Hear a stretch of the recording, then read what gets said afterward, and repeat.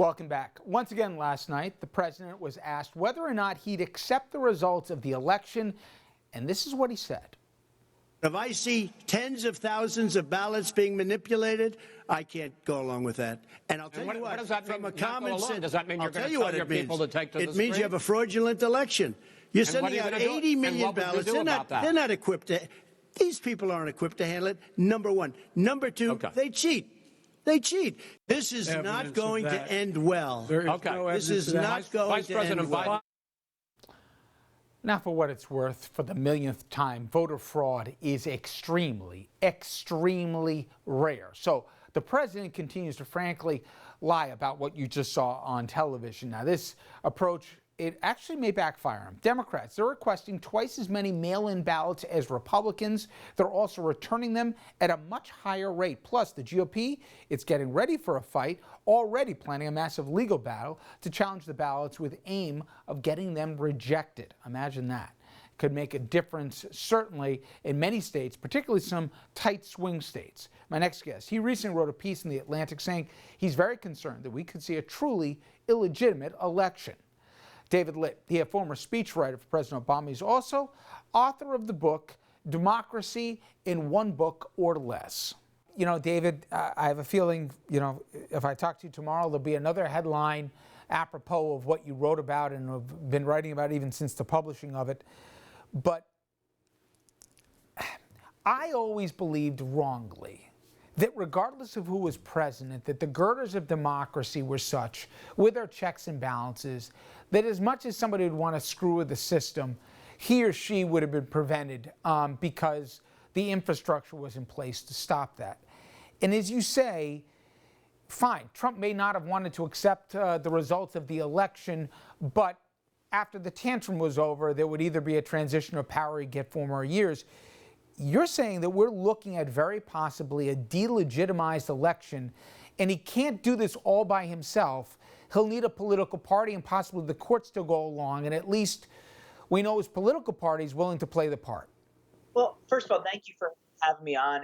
And I think these issues are so important to talk about, and every day they become more urgent.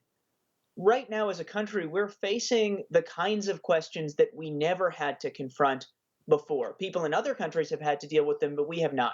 So, for example, is the president going to try to manipulate the mail in order to make it more likely that he wins the election? Is he going to try to keep votes from being counted? He already floated delaying the election, although that seems to have gotten shot down.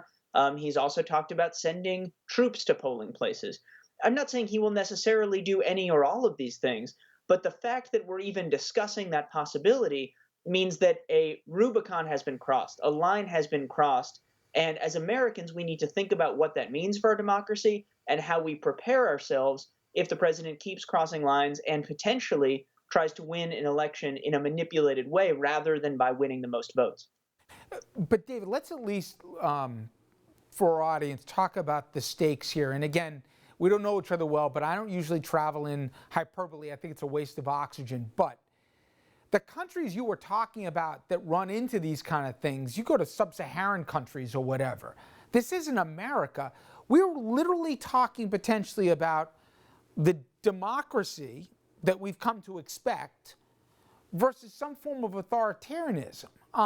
It's not a leap here to say how November goes and potentially in the weeks thereafter and weeks leading up to it will determine even what kind of a government we have. I think that's exactly right. The issue at stake in this election goes beyond healthcare or the pandemic or foreign policy or any of the traditional election issues. It really comes down to this basic idea of whether or not power derives from the consent of the governed. And that choice that we make, it's exactly as you say, it's going to affect not just what happens over the next 4 years, but what happens over the next 40 years, and maybe even more than that. David, I'm curious, was your old boss wrong? Was Joe Biden wrong and is wrong now in that this idea that, okay, the fever will break at some point. At the end, people can show up with the red hats at the rallies, but they're a fraction of the American population. I've seen this week a dozen U.S. senators say, one thing in 2016 and something completely different in 2020. And it's not just about a justice, but it's about power is more important than anything, including, rule of law, justice, whatever the case may be. That's not Trump doing it. That's the head of the Judiciary Committee in the Senate. That's the head of leadership in the U.S. Senate.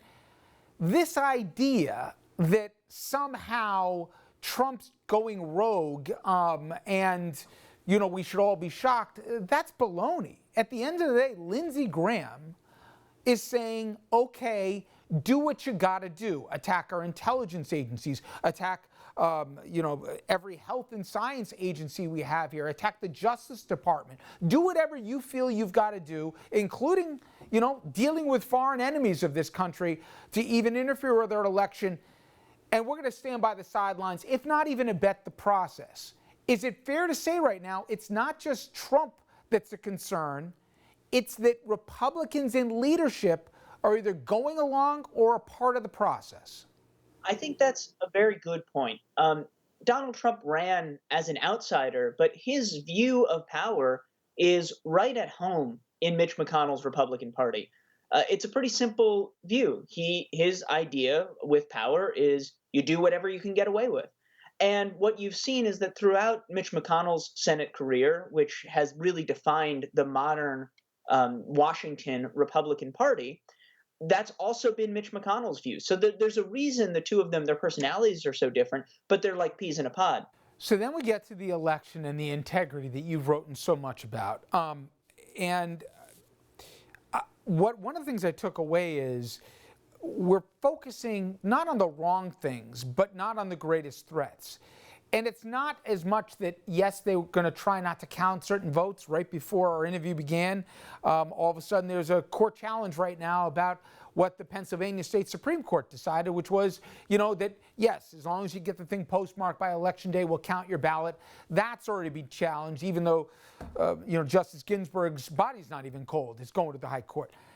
But the bigger issue you're saying, if I get it right, David, is it's not about counting the votes that were cast. It's not letting people even cast their votes in the first place. There's a suppression going on right now by subtracting real and legitimate voters.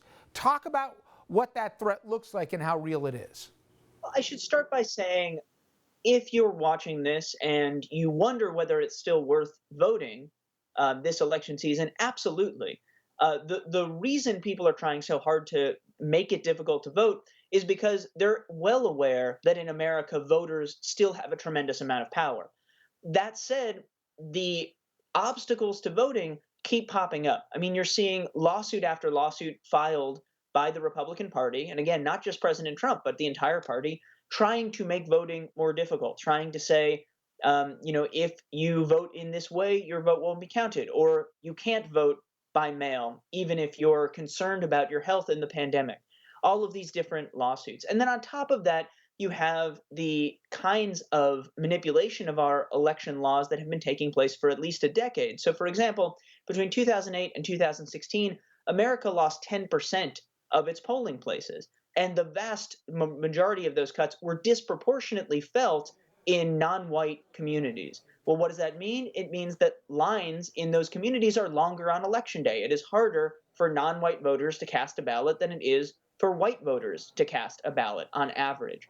And so when you add all of that up, what you have is a system where it is skewed toward more likely Republican voters and biased against more likely Democratic voters, and where those biases are growing because politicians, rather than try to deliver for their constituents, are trying to shut some of their constituents out of the democratic process. Now, we the people still have the ability to undo that, but we need to be aware of what's going on, and we need to be clear-eyed about the threat that we face. Interesting times we live in, but David, I appreciate a few minutes from you today. Thank you so much. Thank you, Pat. Up next, as we head into the flu season with worries that a second COVID wave could be coming, there's yet another thing to worry about. Talk about the rise of children getting the virus. After the break, the very latest on the coronavirus pandemic.